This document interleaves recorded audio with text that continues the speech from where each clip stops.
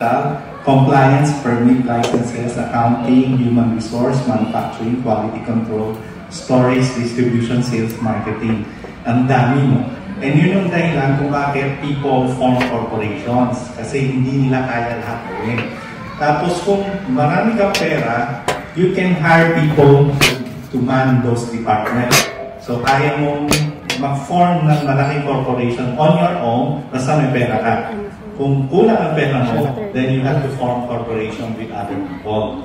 Ngayon, would you agree with me? Next slide. The most important aspect of a business is sales.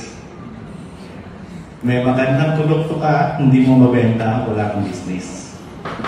May magandang manufacturing ka, pero wala kang benta, wala ka rin business, di ba? Next slide. Next. No sale, no income, no business. Next slide. Would you agree that if you are an entrepreneur and the only thing you know is sales, you can have a business even without the company or product? Yes. Totoo yun. Kasi you can sell for other company and other products. Okay? Basta marunong ka magbenta. Okay? So yung pinaka-critical for an entrepreneur is to learn to sell or to do sales. Kasi pag hindi mo alam yan, ang gagawin mo is to hire somebody else to do it. And don't ka ma-detain ko yung ibang tao. Mga salesman na mas magaling sa'yo. Okay, so, mawawalan ka ng maraming pera just to learn sales, no? Kung ginawa mo yun. So, unless talagang marami kang pera, then you can hire a legitimate consultant who can form your sales team. Okay, pero maraming pera yun. Okay. Next slide. There are different types of sales representative. So, mga department store, mga promodizer, outlet store, retail, you know, iba-ibang klaseng sales, no? Pero iba-ibang position. So, like mga account executive sa banko, sales dito, iba lang title. Okay, so many people are doing sales and may iba't ibang klaseng sales, no? Although yung skill pare-pareho. But, yung paano sila magbenta, hindi pareho. Kasi minsan yung company that you represent, may pangalan na. So, since may pangalan na, hindi masyado mahirap ang sales. What I learned is this. Pag you represent someone or something na may pangalan na, mas mababa commission mo. Definitely, kung mas in-demand ang produkto, mas mababa commission mo. Tapos kung hindi siya masyado in demand, ibig sabihin hindi alam ng tao, mas mataas ang commission mo. Okay, so you have to decide ano gusto mo ibenta. Yung mabilis ibenta, mababa commission, o mahirap ibenta, mataas ang commission. Okay. Now ako, I did not experience success in sales dahil magaling ako magbenta. Kasi introvert nga ako eh. Nang aral ako, I went into seminar, gumaling ako, pero maski magaling ako, talo pa rin ako sa isang extrovert na natural na sa kanya ang sales. Kasi may mga tao na natural sa kanila ang sales. Ang problem nila is hindi sila marunong magturo. Kasi natural sa kanila yun. All you need to do is watch them, gayahin mo sila, and matututo ka. That's how you learn from them. Pero ako, since hindi ako natural, kailangan ko ma-understand. Kaya I have to learn. So, maski paano, mas magaling pa rin sila mag-sale. Nagkaroon ako ng success because I was able to build a team. So, yung team ko, training ko, sila yung magaling mong benta. So, yung lumaki yung team ko, lumaki yung benta ko. Pero nanggaling sa kanila yun, hindi sa akin. So, so there's another way to be successful sa sale, no? Hindi lang benta ng benta. You can form a team. Next slide. If you are starting out in sales, join a company that will train you. Yun ang pinaka-importante. Next slide. Entrepreneur and sales entrepreneur. Up to a certain point, kung magaling ka na sa sales, you can become a sales entrepreneur. Ibig sabihin, you set up a company na magbebenta lang para sa ibang tao. Okay? Now, the difference is this. You get to choose your company, you get to choose the people you work with, you choose your product, you choose your market, and you choose your customer. The only people who can do that are entrepreneurs. So kung ikaw yung may business, kaya mo mag-choose kung sales entrepreneur ka, kaya mo rin mag-choose. But lahat usually kung nag-umpisa ka sales, hindi ka pa marunong mag-choose. So, you start, maski you don't choose the company, maski you don't choose the product, basta you choose the market and customer, doon nag-umpisa kadalasan ng sales. Next slide. Now, ito yung aking website. So, kino-complete pa siya, but I represent 3 companies, 3 products. One from the US, we did. Ito is some food supplement company. Tapos, the others from Japan, Anagic, no? This is a health appliance. And then one from Germany, Thermomix, which is a kitchen robot.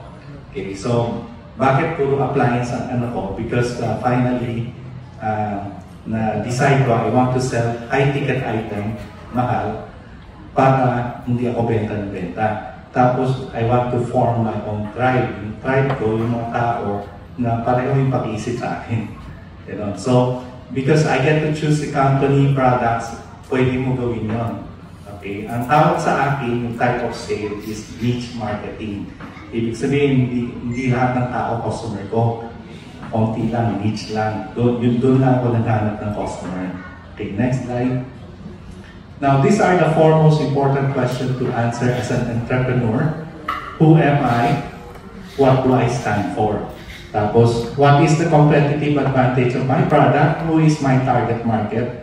And how will I reach them? Apat yan. Very important. Pag hindi nyo ma-answer to, usually yung last 3, mabilis i-answer. Yung number 1 na pinakamahirap. Personally, mabilis i-answer yung number 1. Some of you know who you are.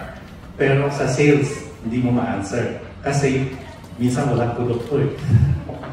Paano yung benta, di ba? Walang produkto. You can say, who I am a child of God. Tapos, meron pang produkto na child of God. Wala, di ba? So, you have to go down and be more practical. Kaya mahirap i-answer to. In the end, it may take you years bago mo ma-realize ano yung needs mo. Okay? But, yung sa baba, kailangan nyo i-answer. Very important. Anong competitive advantage ng produkto mo? And who is your target market? And paano nyo i-reach? Anong klaseng sales o marketing ang gagawin nyo? Kasi, yung pricing ng product nyo is dependent on your answer.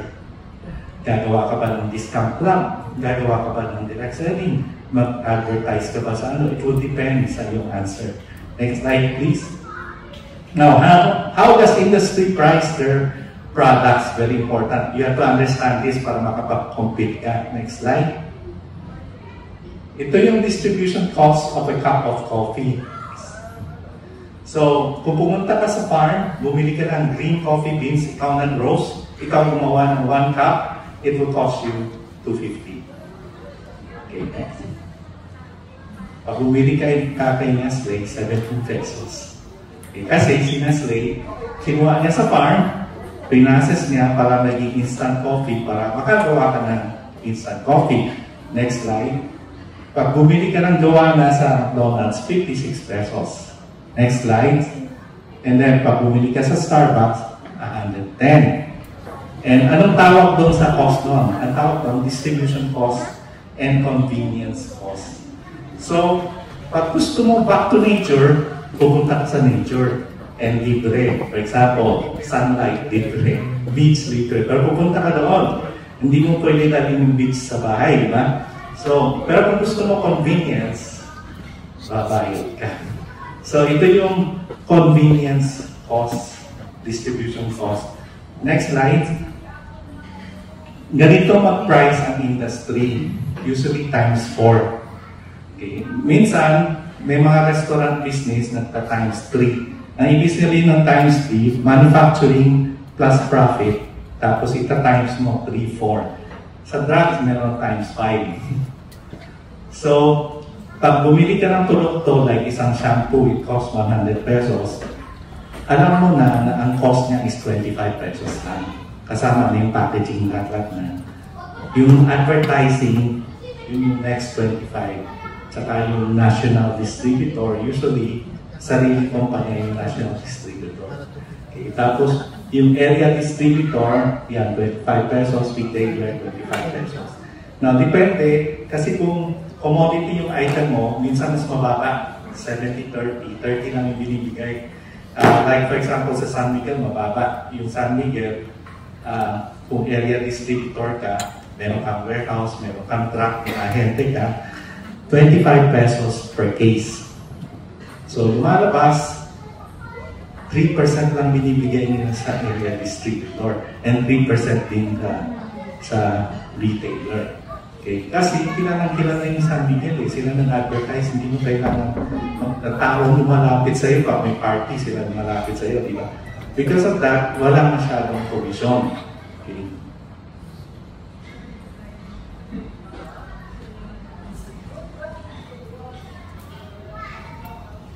Next slide. Next. Okay, as a small business entrepreneur, you need to avoid traditional retail channel. Ibig sabihin, huwag ka mag-display sa supermarket. Doon pa lang sa pag-display ng supermarket, talo na ng ilang milyon. Kasi sa pag sinabi ng SM, ilan kaya nyo? Sige, mag-display ka sa 3 SM. Doon ka lang sa 3 milyon SM. Mag-display ka, consignment lahat. Tapos yung consignment, pag hindi nabenta, after 1 year, babalik sa'yo. So, avoid this traditional channel kasi wala tayong pera. Go niche marketing, product must be custom-made and better in quality. You cannot compete on price and convenience. One example, si Jollibee. Bakit si Jollibee, maski Christmas, yung presyo ng Chicken Joy niya pareho? Kasi may sariling chicken rover. May sariling commissary siya. So, stable ang supply niya ng chicken. Iba ang presyo na kukuha niya. Yun yung sinasabi kong 25%. Kaya niya kontrolin yung presyo. Okay? Tayo, saan tayo bumibili? Sa Magnolia. Pagdating sa Magnolia, may patong na yun. Tapos gagawa ka ng fried chicken, kailangan mas masarap sa Jollibee kung di mo lang bibili. Kasi hindi mo kaya makipag-compete sa Jollibee kung gagawa ka ng fried chicken dahil yung presyo niya mababa talaga. Okay, so you have to be better, no? And you have to go for unique or specialized product or services unless makakuha ka ng supply na mas mababa talaga yung presyo. Next. Now, the question is, we have to answer this question also. What is sales or selling? Kasi maraming tao takot dito. And because of movies and TVs, nabigyan ng bad publicity yung selling, kaya ayaw ng tao gumawa ng selling. And sa totoo lang, maraming tao hindi marunong mag-selling. Kasi selling goes against your human nature. Yung totoong selling mo, it goes against your human nature. Ang gusto kong gamitin ng term is direct telling. Doon tayo sanay, direct telling, kasi nasanay tayo sa teacher. Sino ba yung teacher na tuturo sa atin sa high school? Direct telling yun. So akala natin ganun yung sales. Pero hindi ganun yung sales. Okay? So I will explain to you what is sales. No? Sales is about continuous learning and improvement. Yung mga topics sa baba ay mga topics na hindi tinuturo sa college. Ito yung build rapport, get grip and engage in small talk, body language, public speaking, presentation skill, communication skill, asking the right question, when to shut up and listen, overcoming negative mindset, set goals and priority system and discipline. So, hindi ito tinuturo. And when I went to the insurance industry, I appreciate it kasi tat-tat sila sa training. And then, pag resign ko, pumunta ako sa tatay ko, sabi ko, Dad, join mo sa insurance. Eh, nagkataon ng open yung fill-up plans. Pre-need. So sabi ng tatay ko, baka gusto mo mag-apply sa fill-up plans para may sariling office ka. Kasi ang daming office ng walang tao eh. Ka-open lang eh. Okay, so nag-apply ako. Tapos, alam ko, tutulungan ako ng dad ko kasi gusto niya rin magbenta ng fill-up plans. So, yung mga ahente niya, pabibenta rin niya ng fill-up plans. So, doon, mayroon na akong boost. Doon, may boost. Pero papunta ko sa fill and plans, iba yung culture ng fill and plans. Hindi kasulad ng insurance na tatad sa training. Sa fill and plans, kadalasan product training lang. So, tinitrain ka tungkol sa product, pero pag tungkol sa sales, 1 day lang siya. Hindi katulad sa insurance, 2 weeks. Doon, tinitrain ka talaga. Doon sa fill and plans, 1 day lang. Pero buti na lang, may background ko ano ko sa insurance sales. Pero nakita ko immediately yung culture, iba. So, doon sa fill and plans, I had to get training on my own. Kailangan ko mag-attend ng ibang sales training or mag-purchase ng sales training. So, kaya nalaman ko tungkol dito dahil bumili ako ng training. I paid for my training. Okay. And ngayon, I would like to show you ano yung mga fears ng mga salespeople. Top fears of salespeople. Fear of rejection. Fear of failure. Fear of cold calling. Yung cold calling, yung sa lumang is biglang pipick up yung phone, titingin sa telephone directory, tapos isa-isa tatawagan doon. Diba? Hindi mo kilala, yun. Cold calling tawag doon. Tapos fear of asking for the sale. Fear of being pushy or inauthentic. Fear of losing control of the conversation. Fear of saying, I don't know. Fear of financial stability. Dahil nga, commission basis.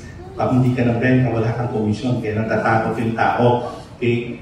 Now, sino may ganung fear? Lahat tayo may ganung fear, di ba? So, even business owner may ganung fear. Even employees, maski anong profession mo, all of us have this same fear. Ang problem is sometimes it takes us a lifetime and hindi pa natin na-overcome yung fear. And the good thing is this, salespeople are the only people with the opportunity to face their fears every day. So sa tingin nyo ba, if you face your fear every day, you will be a better person? Yeah, you'll be better. Kasi ma-overcome mo yung fear mo.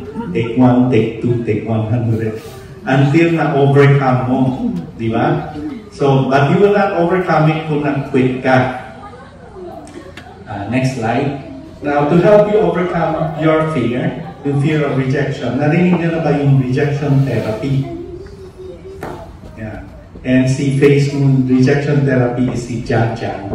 And dati hindi siya yung face ng rejection therapy dahil hindi siya nag-invento noon. Siya nag-participate. Kaya siya naging popular kasi siya yung naging viral yung kanyang video. And yung first attempt niya sa rejection is to ask for $100 from a security guard. Of course, na-reject siya. Second attempt niya is to ask for a burger refill sa Burger King. Of course, na-reject siya. Yung third niya, he asked for an Olympic donut sa Krispy Kreme. Kasi Olympic during that time. So sabi niya, pwede ako humingi ng donut na shape ng Olympic logo. Eh, nagulat siya. Pinobline siya ng manager ng Krispy Kreme. Naging viral yung video, binigyan siya ng Olympic donut. So na-encourage siya na ituloy yung 100 days of rejection. So yung rejection therapy is just, you will take the challenge to think of 100 things na gagawin mo in 100 days para ma-reject ka. Okay? So by that time, ano na siya, lakas na ng loob niya, hindi na siya natatakot. Because nakita niya, people doesn't want to reject you eh. They only reject you kung hindi maganda yung pagtanong mo o kung you interrupted them. Pero kung hindi mo sila in-interrupt, they will engage you in conversation. Bakit? Bakit mo ginagawa ito? Bakit mo gustong gawin yan? And sometimes they will say yes. Okay? So hindi pala nakakatakot yung tao. So that's the So you can participate in the rejection therapy online. Walang bayad, walang kimbabayan. Magpo-post lang kayo ng kung ano nung ginawa nyo. Next slide. Another one of the training is the Go for No training. This is very helpful by Andrea Walsh and Richard Fenton. And yung Go for No is a similar concept, no? And ang sinasabi lang nila is that you have to ask Kasi there's nothing wrong in asking. The most that can happen is they say no. If they say no, babalik ka sa original mong state. Ibig sabihin, you did not gain, you did not lose. Kung ano yung position mo dati, ganun pa rin, walang nag-change. If they say no, what if they say yes? If they say yes, magbabago ang buhay mo. Kaya be courageous enough to ask kasi pwede magbago ang buhay mo if they say yes. Okay, next slide.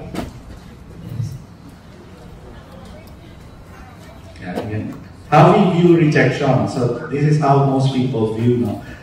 In the highway of life, nasa right side yung no, nasa left side yung yes. So everybody try to avoid the no, papunta sila sa yes. Pero sa totoo lang, they never get any yes. Next slide. Kasi ito yung real life situation. Yung no and yes, magkakatabi. At para makarating ka sa yes, kailangan mo dumaan sa no. At kung hindi ka dadaan sa no, hindi uusad yung buhay mo. You will not go forward in life. Okay, so ito yung tinuturo nung go for no. In fact, ginawa nilang contest. Sabi nga, gumawa kayo ng accountability partner. Ang contest kayo, how many no can you get per day? Tapos mag-celebrate kayo kung sino pinakamaraming no. Okay. Gumawa sila ng experiment, no? They, sa mga insurance agent, knock off nila sa mga subdivision.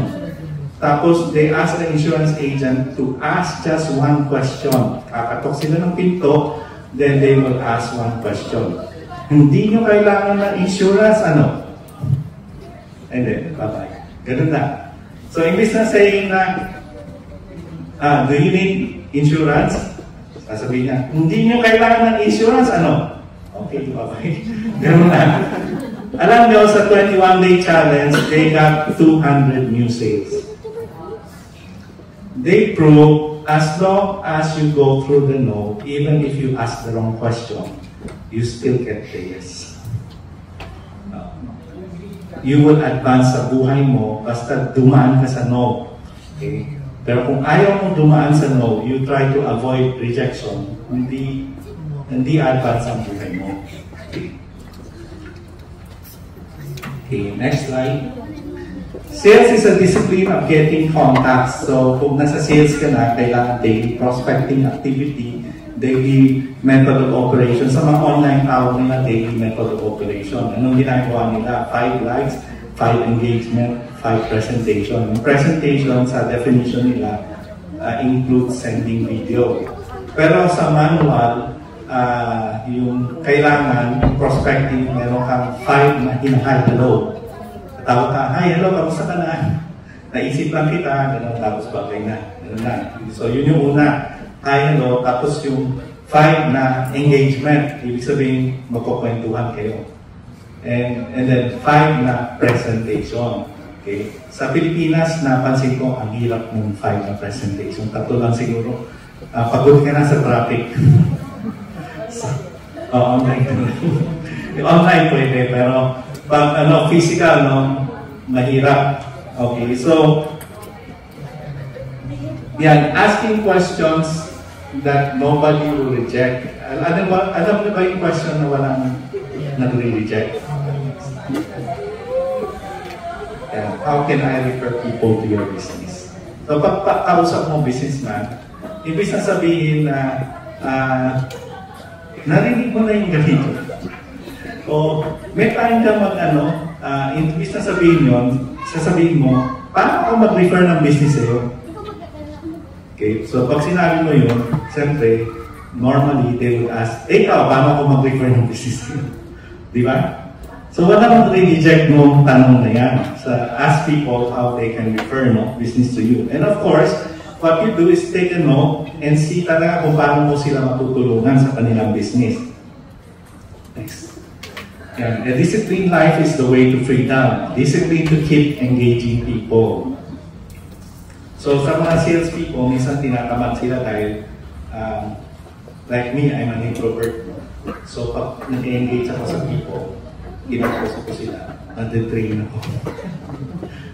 Yung mga extrovert, gusto nila kumausap ng tao, nade-train sila pag wala nausap na tao. Ako naman, nade-train ako kung may kausap ng tao. Now, this book, Get Client Now, is for consultant, no? Pero sales din ito. Nakita ko maganda yung workbook niya kasi nga, it teaches you the discipline of getting contacts every day. Like ito, meron direct contact, networking, referral, public speaking, writing, and publicity, promotional event, and advertising. Manual ito yung lumang panahon na pencil lang.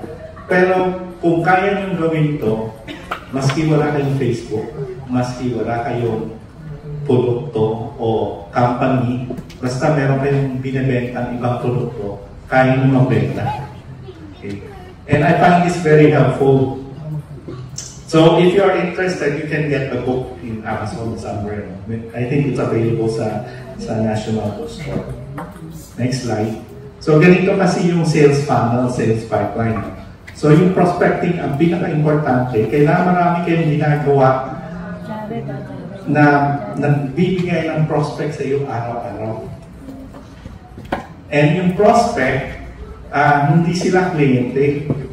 Some people commit the mistake saying, lahat ng humihinga kliyente ko. Hindi totoo yun. Nobody can get everyone. So kailangan i-focus mo kung sino yung talagang kliyente mo. And usually yung kliyente mo are people like you, parehong pag-isip sa iyo.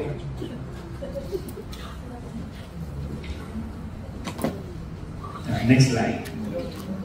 Okay, so sales is matching people to product and services. It's about asking the right question.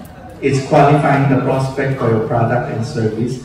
Everyone who read is not your prospect. Making an offer only if the prospect is qualified.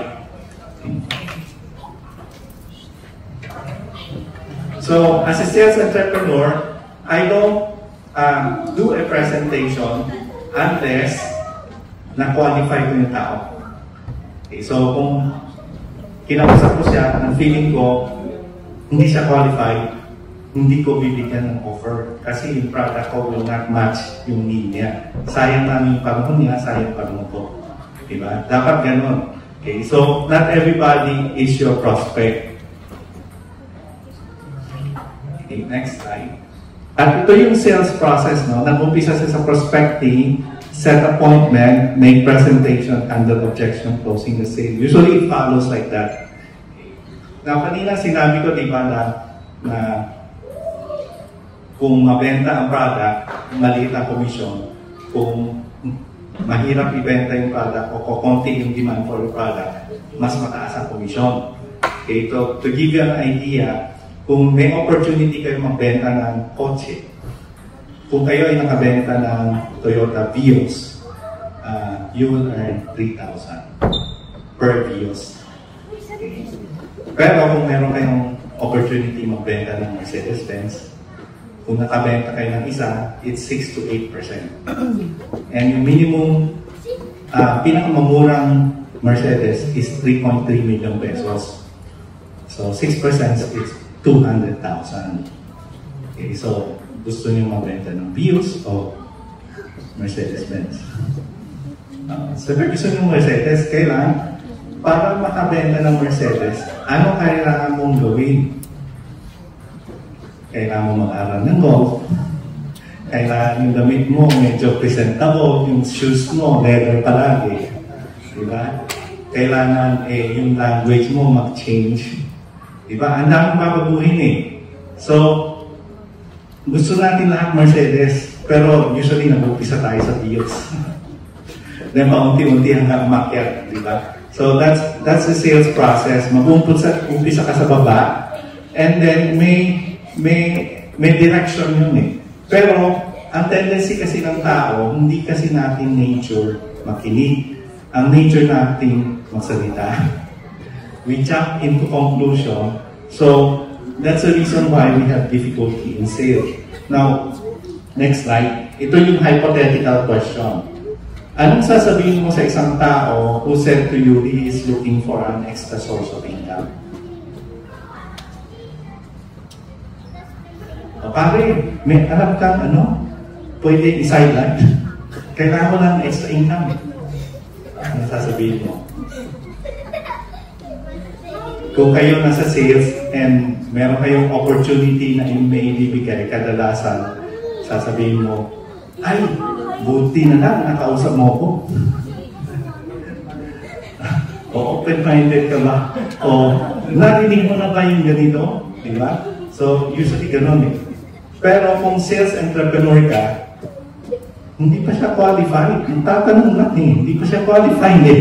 So, iko-qualify ko. So, anong sasabihin ko sa kanya? Ba't ka nanghanap ng extra income? Gusto ko malaman eh. Kala ko okay ka na sa trabaho mo. Ba't ka nanghanap ng extra income? Then, makikinig ako. Depende sa sinabi niya. The next question ko is, sa ginagawa mo, meron ka pa bang time? How much time can you give per week, per day, para doon sa extra income mo? Then, makikinig ako. And then, the next question ko ay, ano bang budget mo? How much are you willing to spend para magkaroon ng extra income? Then, makikinig ulit ako. Then, kung anong sinabi niya, kina-qualify ko na siya. Qualified o disqualified. Pag disqualified siya, nasabihin ko, sige, pa-pray kita. O, i-refer kita sa friend ko. Magtatanong-tanong ko sa mga friends ko sa church, sa BNI. And let me see kung may mahanap ako. Of course, we will try to help him. Okay? But, hindi siya qualified sa in-offer ko. Okay? If you notice, wala akong sinasabing business ko, wala akong sinasabing product or services ko. Diba? Kasi ako nagpo-qualify. Ngayon, let's say qualified siya. Lahat na check. Anong gagawin ko? I will ask the last question. Yung last question ko is, I might have something na baka makatulong. Fix your budget, fix your time. Kailan ko, pinisan ko sa iyo. Will you consider it seriously? And then sasabihin niya, aba, oo ba? Ano yun? Di ba ganun sasabihin nila? Ano yun? And then at that point, puputulin ko yung conversation. Sasabihin ko sa kanya, may time ka next week sa Saturday. Saturday afternoon, libre ako, punta tayo sa convenience, magkape tayo. Doon ko papakita sa inyo. Bigyan mo lang ito ng isang oras, no obligation for you to do anything. If you consider na okay siya sa iyo, saka tayo mag-usap ulit. Okay? Pero next week na tayo mag-usap kasi today hindi ako ready. So when you do that, you set the proper appointment. Wala kang sinasabi sa kanya, nag-qualify mo lang siya. Then you set the appointment before you do the proper presentation. So pag ganun ang ginawa mo, makikinig siya sa iyo. In fact, because binigyan ka ng isang oras, na-interact siya within that hour, naka-apologize sa iyo. Okay? As opposed to biglang papasok ka na, biglang offer ka, kung may nag-disturb ka sa kanya sa phone, wala na, hindi ka na makapresent. Putol na yung presentation mo, alis na siya. Okay? So, set the proper appointment and make the proper presentation.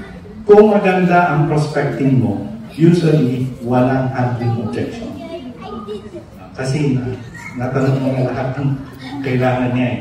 So, wala nang objection i-handle. So, paminsan-minsan, pag-present ko, usually, ang fear ng tao talaga sales eh. So, yung sasabihin nila sa akin, sales? Ako, natatakot ako sa sales. I don't like to do sales kasi I will appear like pushy daw, sabi nila. Ayaw nila nag-appear ng pushy. So, sabi ko sa kanya, dun sa transaction natin, at which point did I appear pushy to you? Sasabihin niya, wala. Sasabihin ko, if you take my proposal, we will teach you to do that. Okay. So, part ng sales, if people come to you sa sales, kailangan mo silang turuan. Kasi nga, kung hindi, mawawalan sila ng kaibigan. May mga tao may tendency maging hijacker, hold-upper, kidnapper. Okay. So, marami akong na-encounter niyan. Talagang, ako as their supervisor, nahihiya ako sa kanila. Nahiya ako sa kliyente dahil sa ginawa nila. Minsan nga may nagsabi sa akin, oh, may magandang opportunity. Okay. Ikakasal yung daughter ko. Doon tayo mag-present. Sabi ko, hindi ako pupunta. Sobrang nakakahiya, hindi pa nahon para mag-present, di ba? Wedding ng daughter mo, siya nag-arrange, tapos pag-present ka. Gagawin ka pa accomplish. So, minsan may mga tao gano'n. Ang tao to, biglang, sama ka sa akin, sige, may prospect ako. Then later on, discover mo na wala siyang sinet na appointment, bigla na lang bumulaga sa bahay. Then, nandito na kami, bulaga, hindi kami alis until bumili ka. May ganun tao, no? And I avoid them. Pag ganun, pinagsasabihan ko sila, sasabihin ko, next time, nandiyan sa sunset ko. Buti, hindi kita pinaya. So, you don't like that kasi yun yung reason kung bakit natatakot yung tao sa sales. Okay? It's something that they see you do. Kasi parati ko na experience to is minsan may narinig ako na kliyente, sasabihin nila doon sa nagbenta sa kanila, alam mo, galing-galing mo eh, galing mo magbenta, hindi ko magawa yung ginagawa mo eh. So, because nga sobra silang pushy. So, yung mga ibang tao, hindi nila magawa yung ginagawa nila, pero sasabihin nila magaling sila. Galing mo magbenta eh, pero hindi ko magawa yung ginagawa mo. So, yung sales, ang totoong sales is interview, parang job interview. You are matching yung need ng client sa produkto. So, being the expert dun sa product, ikaw nagpa-qualify. Pag feeling mo, hindi mo makakatuloy yung product sa kanya, huwag mo na i-offer. So, ang ginagawa ko, minsan, i-offer ko siya ng iba. So, doon sa iba, wala akong commission doon. I don't need to have commission kasi ang nangyayari, nagkakaroon ako ng goodwill. Pag nag-refer ako sa ibang tao, di ba? Sasabihin ko, oh, may kliyente ako para sa iyo. Ikaw, sa iyo na yung commission. Ganun. So, I refer this person to that person kasi yun yung hinahanap niya. Pero, dahil kung honest ka sa sales, yung kliyente mo will reciprocate. Basta, maganda siyang kliyente. So, I have clients na more than 10 years na hindi ko naririnig. Na-hire ko sila pero wala kami conversation. All of a sudden, tatawag sa akin. Sasabihin niya sa akin na, meron kayong ganito. So, sasabihin niya yung competing product. So, ano ba ginagawa nito? Tapos, explain ko. Tapos, later on sasabihin nila, meron na kayong katulad niya. Sabi ko, meron. Ito. Sige, bigyan mo ko ng isang data, dalawang data. So, yung sales, client, because they trust me, they know na hindi ko siya ipubuelo sa produkto ko pag hindi niya kailangan. Pag meron ako, sa akin bumibili. And yun yung loyalty. So, yun din ang client na hinahanap ko. Kasi may mga kliyente na hindi gano'n. May mga kliyente na discount lang ang hinahanap. Tapos, minsan pag binigyan mo ng konting discount, forever na discount yun. Tapos, mag-refer pa sila ng ibang kliyente na gusto niya, ibigay mo yung same discount. So, pag ano na kliyente, minsan dinadrop ko na kasi hindi yun ang kliyente na hinahanap ko. Gusto ko may reciprocity. Ibig sabihin, maganda yung service ko, loyal ka sa akin. Huwag mo na kunin yung discount. Ako naman, nagbibigay ako ng discount in the sense na other things. Ayaw ko magbigay ng discount yung percentage. Gusto ko, pag loyal customer, bigyan kita ng gift. Para ma-expense ko sa BIR, di ba? Gift imbis na discount. Okay. So, next slide. Why go into sales?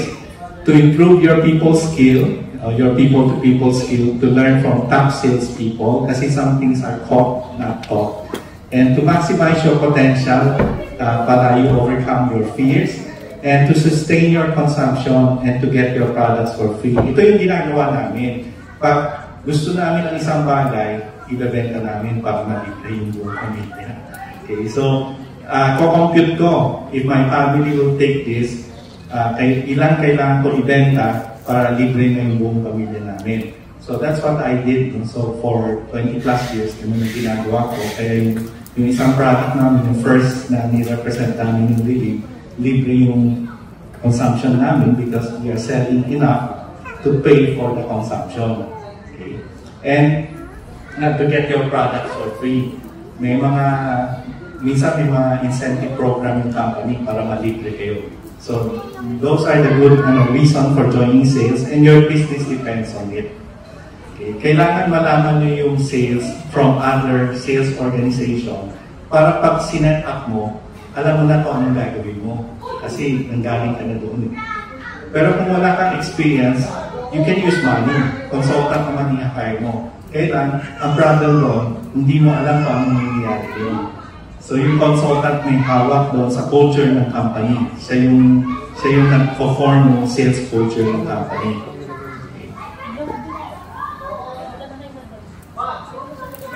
Next slide. So ito yung quotation, no? Sabi dito, when a person with money meets a person with experience, a person with experience wins up with the money, and a person with the money wins up with the experience. So kaya kung kayo mag-hire ng kung sino-sinong salespeople na hindi nyo kilala, and yung kasi yung nangyayari. Okay? And kayo mismo should know how to sell. Now, there are products na ang tawag doon is business to business. Ibig sabihin, hindi mo binibenta yung product mo sa consumer. Binibenta mo sa business. Yung ganon, you would hire sales rep. And usually, kung ikaw yung owner, ikaw yung first sales rep. Okay? Kasi kailangan mo makilala mo yung first few customer mo eh. Tapos kung hindi mo na ma-handle, ibig sabihin, busy-busy ka na sa ilang customer. That's the time you hire extra sales rep to reach more companies. Okay? Pero initial, kailangan ikaw yung sales rep. Okay? So that's why you need to know these skills. Importante yung skills. Next slide. Now, my journey becoming a sales entrepreneur, so 31 years na ako nasa sales, 15 years bago ko na-define na gusto ko sa wellness industry. Pero after na-define ko gusto ko sa wellness industry, I researched more into the wellness industry. And in the next how many years, na-realize ko, hindi lang pala supplementation yung kailangan sa wellness industry. Marami pa, meron detox, may hydration, meron sunlight, may electromagnetic. Dami pang aspect ng wellness industry. So, kaya I end up looking for yung mga appliances para sa bahay. Okay? And it took me another 15 years to get the second and third company. And I'm looking for another 1/4 para apat yung paa stable. No? Yung tatlong paa, I feel I can launch it na pwede na. But I'm looking for 4 na paa para ma-complete yung ino-offer ko. But ang sales has been good to me kasi when I was young, pinalaki kami ng tatay ko sa insurance. So, full-time insurance siya, lumaki kami doon.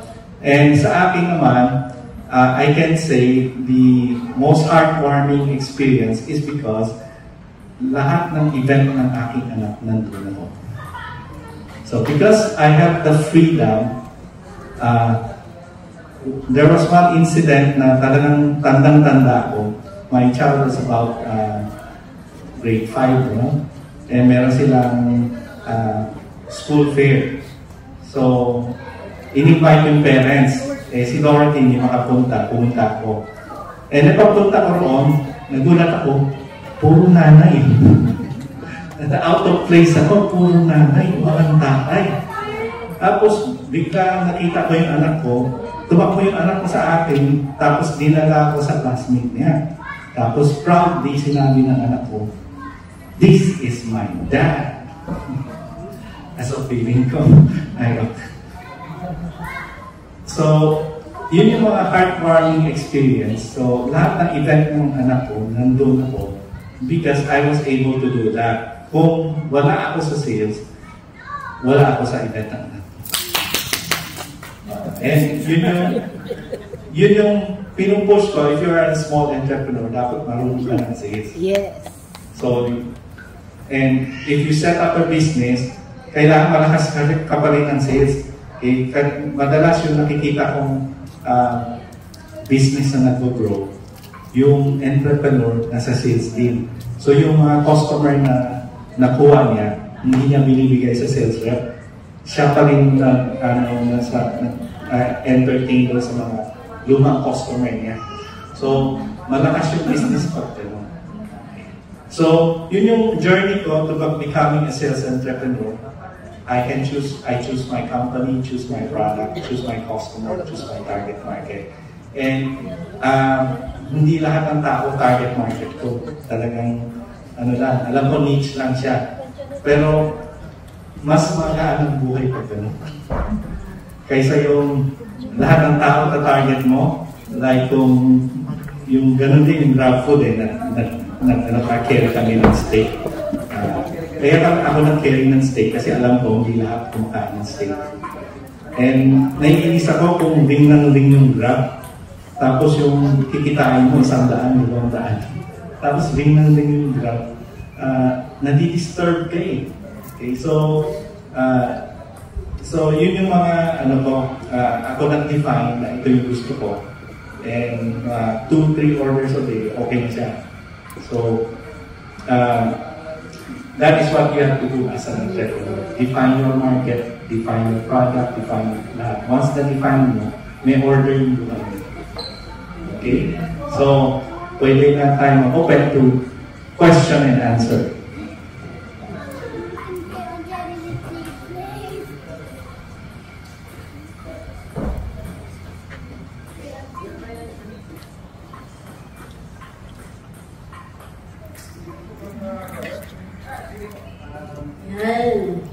Sino po maraming natutunan? Yes, ang galing ko yung sa akin magturo. No? Talagang 31 years of experience ba naman? Sige, question and answer na tayo. Last question na. Hindi, joke lang. Para maraming magtanong, last question agad. Kasi pag sinabi mo last question, doon maraming nagtataasan eh. Sige. Sino po may mga tanong? Yan. Tungkol sa sales ha, bawal lang live.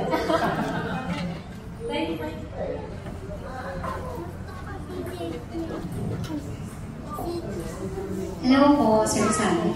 Hihingi lang po ako ng specific na yung about sa fear of saying I don't know. Sa sales kasi, di ba, we can say I don't know. Meaning kasi, pag sinabi mo I don't know, hindi mo alam yung product mo or even the status of your product. Pwede po bang pahingi ng specific na situation? Kailangan ibigyan mo siya ng solution. So, ibig sabihin, I don't have the answer now, but may tatawagan ako, I'll get back to you tomorrow. I see. Sige po. Copy po. Kasi nasanay kami when it comes to sales kasi we can say, I don't know, it's either, yun na, we'll call you later. Yun po pala yung sige. Kasi parang usually di ba sa mga companies po nagiging pag ganun yung answer mo sa client, mostly ng companies nagiging negative yung feedback with the sales agent. Kasi nga, you can say I don't know. Kasi parang sabi mo, dapat alam mo as a sales representative, dapat alam mo situation ng product. Depende yun sa question. Kasi yun sa yung mga basic. Wala akong sasagutin. Yun nga, nakakatakot. Hindi mo alam. Kaya nga may product knowledge kayo. So, pero yung other specific, minsan yung like for example, yung mga time-bound, yung mga tungkol sa mga engineering. Na alam na ng engineer, pero pagdating sa sales, hindi nila in-explain yung mechanics. Binibigay lang sa'yo yung simple terms para maintindihan mo. Para basic. Direct to the point. Happy po. Thank you po. Sino pa po? Hindi ko po nag-train po. Sino pa may tanong? Yes, question ka? Sagot po, meron po kayo. Sorry. Wala may tanong, baka meron may sagot. Ate Cherry.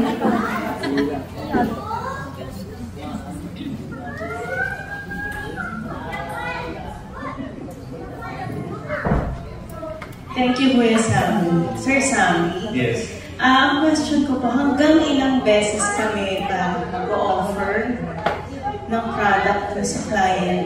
Kahit alam mo na kailangan niya, pero ayun, hindi muna. Hanggang kailan? Hindi, dapat may... Pilitan? Hindi, dapat may system ka. Okay. So, sometimes you get back to them. Pag industrial sales, usually monthly, binibisita ka ng mga client. So, maski walang benta, bigay sila ng price list, tapos update sila ng update. Kasi gusto mga malaman bakit hindi sila bumibili. So, pag gano'n, okay lang yun. Monthly, hindi siya nakaka-disturb. Expected yun. Pag sa tao naman, gano'n, bibigyan mo ng time. Kasi, minsan, it's the first time nila narinig yung produkto mo. So, pag first time nila narinig, minsan, kailangan pa nila mag-research. You know? So, pag pinilit mo, lalo na yung tao na gusto mag-research, nagagalit sila. So, dapat, drop ka lang ng information. Just say, hi, nandito pa ako, buhay ka ako, ganun lang. So, hindi mo titigilan, sir, hanggat hindi mag-yes? Oo, kasi, every quarter, yung normal sa tao, no? Every quarter, nagbabago yung buhay natin. Yes. So, quarterly follow-up, magandang timing yun.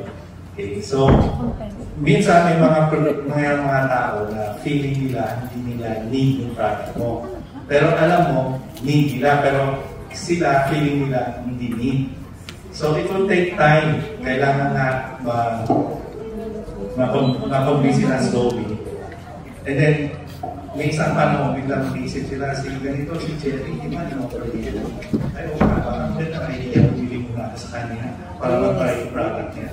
So, biglang narating lang yun. Pero kung nawala ka na, nasaan na si Cherry? Hindi ko isa mahanap sa church. So, yun, pag nawala ka na, hindi ka papalikan. So, ibig sabihin, sir, consistent lang yung pagpapalala? Consistent, dapat may system lang. Tapos, if you keep your pipeline full, hindi ka natatakot kung walang benta. Kasi marami kang ginagawa, may marami kang possibility ng benta. So, ang problem is kung wala ng pipeline.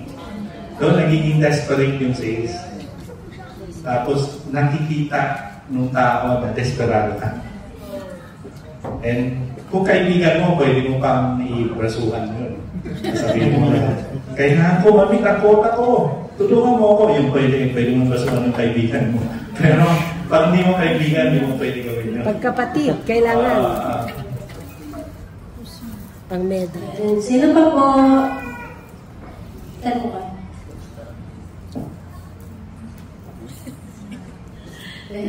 May tanong pa? Last question na, last two. Yan. Dadami na yan. Walang may tanong. Walang may tanong. Ayun, sir. Ano po ba yung business concept is? New sa niche na yun. Pero ginagawa na siya sa isang niche. Pero like yung target market mo, hindi ka nila naiintindihan yung application sa niche na yun. So parang, paano ko ba i-introduce sa kanila yung partnership in a way na naiintindihan nila yung gusto kong business model. Kailangan may sa ngayon mas madali na kasi may Facebook. So magkikreate ka ng page na nandoon yung sinasabi mo. So either magkikreate ka ng website o magkikreate ka ng Facebook page na yung sinasabi mong concept nandoon. Tapos para pag nagtanong yung tao, pwede mo sabihin, tingnan mo yung page nito. So may biglang magkakaroon siya ng idea. Pwede pala ito para sa akin. So, pagbago, mahirap kasi first time narinig ng tao. So normally, it would take time bago na ibibili. idea mo. But pag ginawa mo nga yung ganun days, tapos maingay, in the sense na may mga events ka, may promo ka, may binibigay na free, gano'n, mas maraming beses sila nakikita yung idea bago ginama-understand. Normally, it takes daw mga 7 repeat na hindi mo kailangan insurance na reminder bago nila isipin ano ka kailangan ng insurance. So kaya you have to be persistent.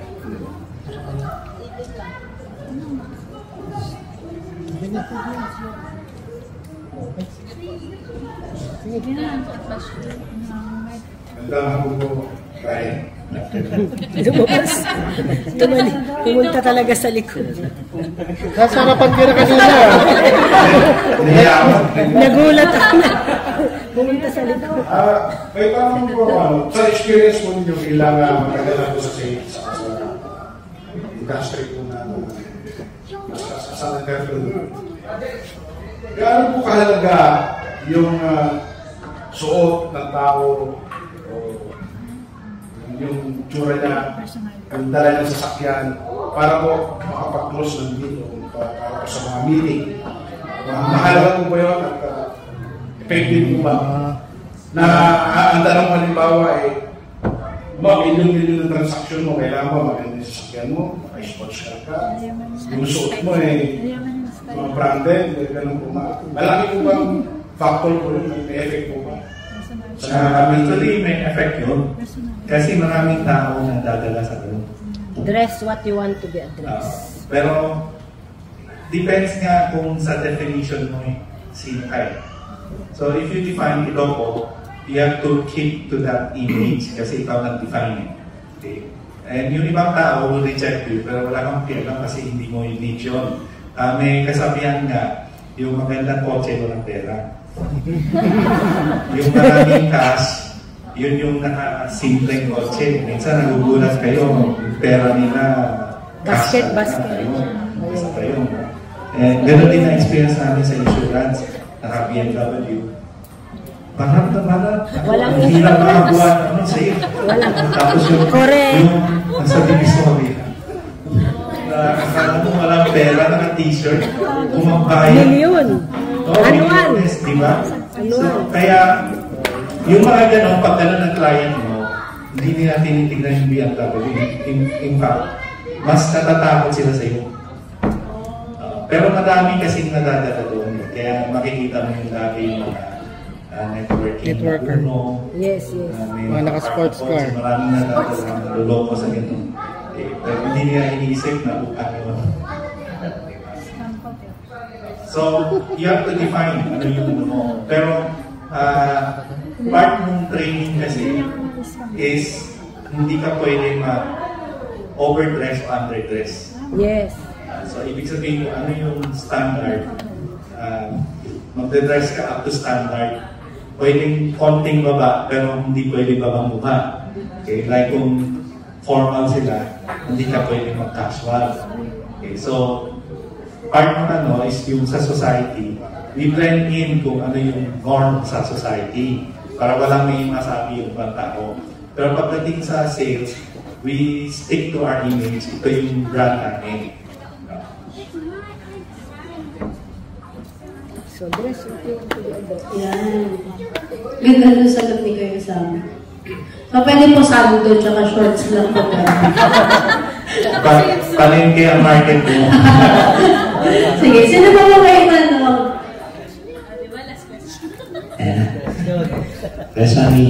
Sir Sammy, good afternoon po. Ang question ko po kasi I'm planning to become an agent ng isang certain company.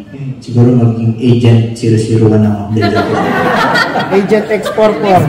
Agent Exporter. Bali, kanina pa kasi ako nag-ask kay Lord, pwede kong tanungin kasi nga plano ko talaga sa maging ahente ng isang company. Actually, nag-offer na nga sa akin yung owner. Tapos, iniisip ko kasi kung paano ko siya i-represent. For example, kung magiging target ko is, regardless kung malaki yung target ko, it's either groceries niya, department store, meron po ba kayo may suggest na certain spills? Paano ba ko yung mga introductory part? Paano ko ba siya i-represent ng gano'n? Ano bang product yan? Muna. B2B ba yan? Business to business? Ano ba yung mo? Business to business. Monkey business. Ano po, paano ba siya? Business to business po. Kasi kung business to business, usually yung phone na nagsasabi ng speed. So, tuturuan ka, ganito sasabihin mo. Pero usually simple lang siya kasi kailangan ng purchaser, yung price list Tapos kung bago ka, hindi ka papabilin talaga. Kasi marami siyang nakukuha price list. So, kailangan consistent ka, balik ka ng balik talaga, parang net rep, balik ka ng balik sa doktor. Tapos, kakailo mo. And then, pag nakikita niya na persistent ka, titingnan niya yung price list mo. Okay. And hindi ko na alam kung competitive o wala, pero pag feeling niya, pwede, saka magta-try and order siya. Madaling sales yung business to business. Hindi siya mahirap. Ang ano lang talaga, persistence system, kailangan namin kakausap kasi matagal makuha yung ganung business. Pag institutional, mabilis na yung 12 months. Siguro sa 12 months, baka isa lang makuha mo. So, pero kung persistent, second year, o isa, third year, isa pa. Mahirap yung institution sa'yo. Kasi marami kang kalaman. Okay po. Thank you, Princess. Sige, last question po. Mga tatlo pang last. Good afternoon po, Sir Sam. Tanong ko lang po, sa sales po, how can you build trust po sa mga kliyente niyo? Kasi hindi lang naman po sa knowledge na alam niyo kahit alam niyo yung buong history ng binibenta niyong product. Importante pa rin yung trust ng customer. Paano po mabibuild? Depende. Sa ngayon kasi, Facebook, mabilis na. One of the way you build trust is you become yung parang expert sa topic na yun. So, malalaman nila na may alam ka sa topic na yun kung marami kang podcast o webinar talking about that topic. So, kung nakikita nila, gandang resource person ka, alam yung topic mo, then that's how you build trust.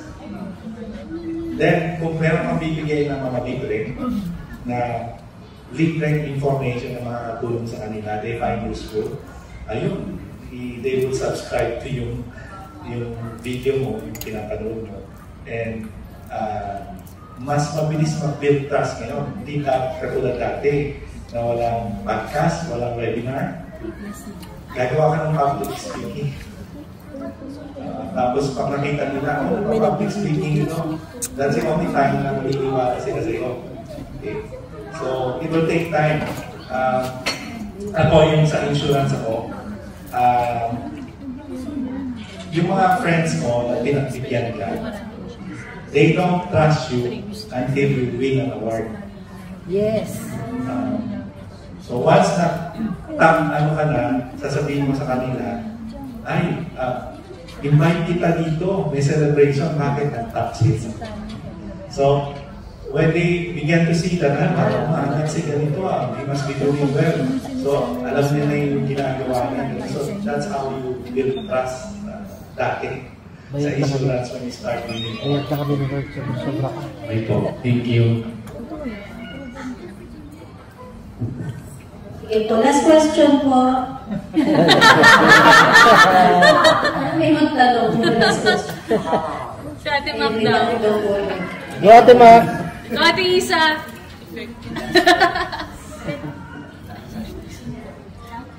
Tanong po ni Ate Joy, paano daw pumaningil ng ka-church mate?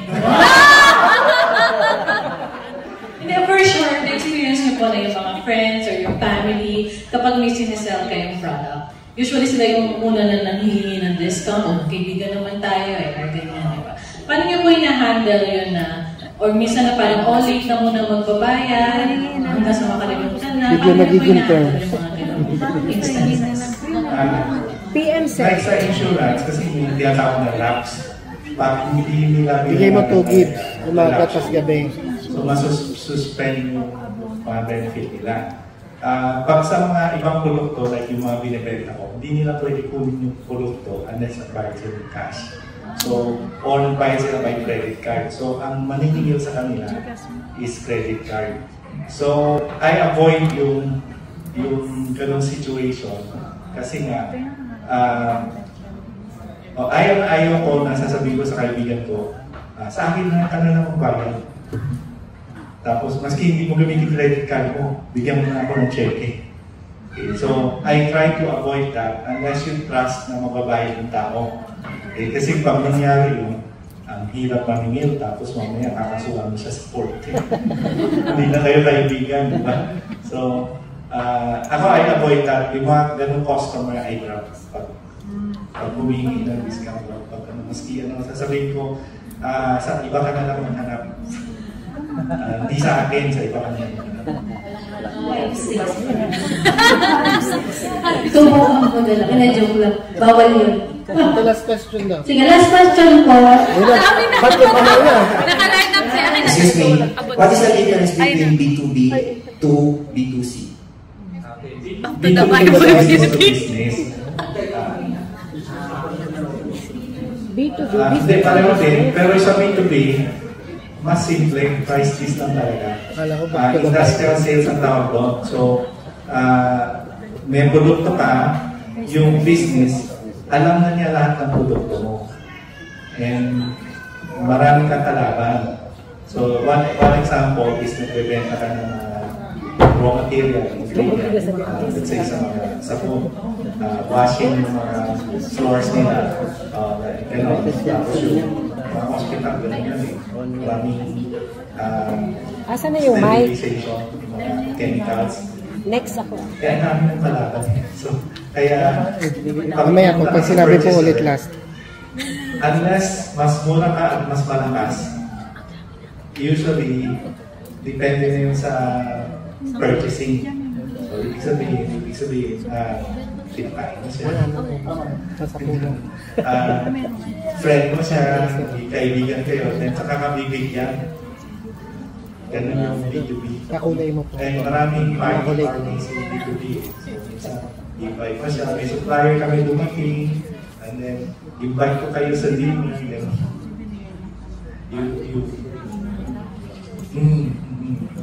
And then, you start to build a relationship. Unless talaga mas mura kayo. Then, that's a time na minsan, hindi mo pa rin makuha maski mas mura kayo. Kasi, ipapabura na nila yung iba eh. Pero may mga company, kung may competitive advantage ka, they will cater to you. Depends sa industrial. Medyo mahirap yung kaya gusto ko sa B2C kasi yung B2C, ang customer nag-decide gusto ko ako. Ang B2B, ang unang kakausapin mo purchaser, minsan hindi siya nag-decide. Minsan agad. Kaya tapos maraming nakausap, minsan maraming purchaser. So, kaya depende sa company na kausap mo, maraming dynamics.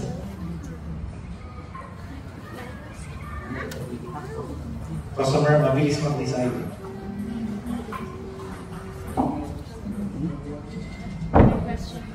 Okay, last question.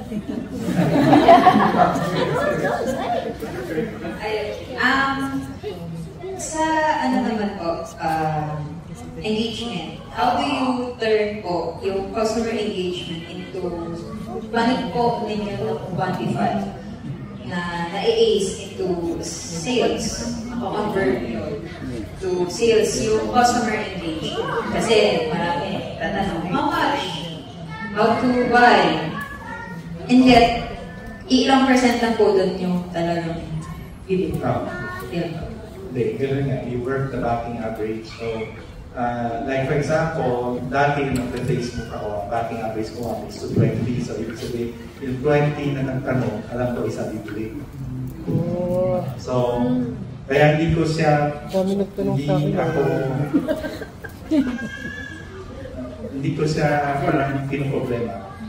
Kasi ang gagawin ko lang, sasabot na ako ng panibagong ads para may additional 20 na naman tatanong.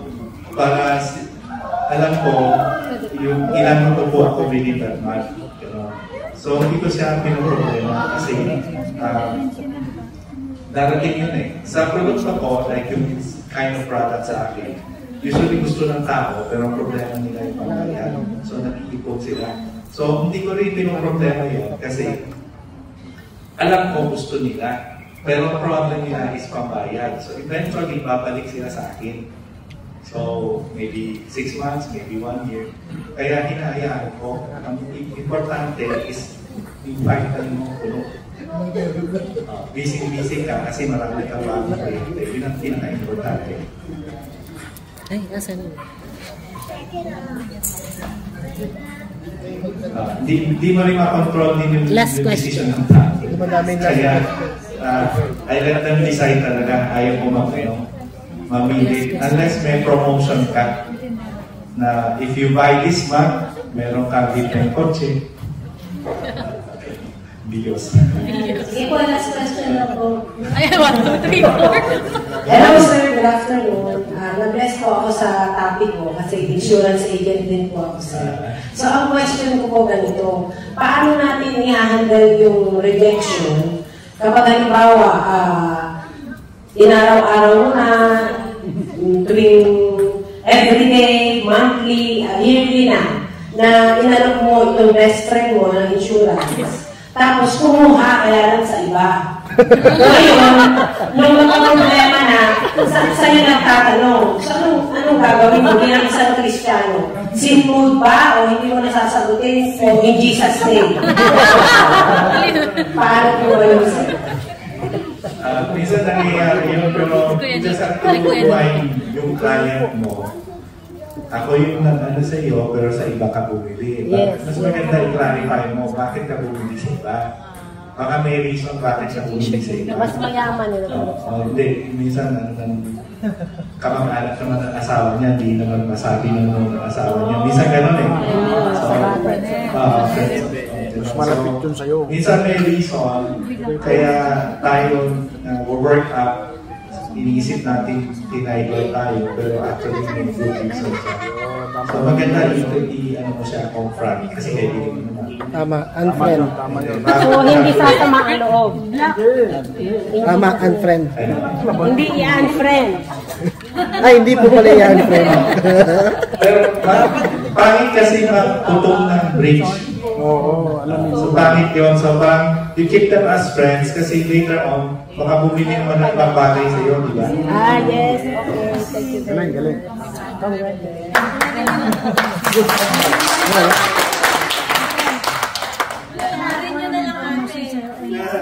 Last na to.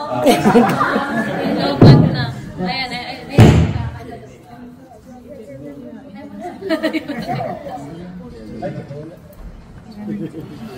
Pinatayan na kasi last question. Siguro let me add for pag na-reject ka. The SW principle. Some will, some won't, so what? Yes. Some will buy, some won't buy. So what? And so what? Next client. Yes. Now my question, Sam, is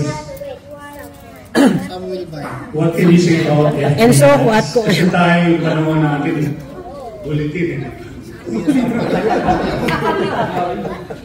Actually, next topic natin we'll talk about marketing. Yes. Maganda yan. Gusto ko yan. Pero maganda FB ads kasi na-employ ko siya yung bago pa lang. I was getting 80 to 100 new customer per month. Pero ngayon mahirap kasi dami na bawal. Pero ang FB ads kung tawag ko, magaling ka dyan. kasi yung ibang tao sumasayaw pa, Tapos lahat ng comment, comment nila, gano'n. Pag ginawa mo yan, mababa ang binabayad mo sa FB, pero sumasabog yung, yung page mo. So, nare-recognize sa ibang tao, libreng ads yun. Pero karamihan sa atin na tatanda, ayaw natin ng gano'n. Gusto natin manhanap yung targeted. So, yung targeted, FB ads ang gagamitin mo. Okay? And ito, pupunta yun sa mga tao na open mga content na depende sa age. So, very targeted siya. Kaya maganda yung FB ads. Kaya, it gives you the ability now to reach farther than yung contact mo kaysa dati sa bulletin. Yung bulletin gano'n din eh. Yun lang, nakaproblema kami noon. Yung ang daming matawag. Pati ng CR, hindi ka makap-CR. Kasi pagbaba mo, ring. Pagbaba mo, ring. So, hindi mo masama sa ads, sa bulletin.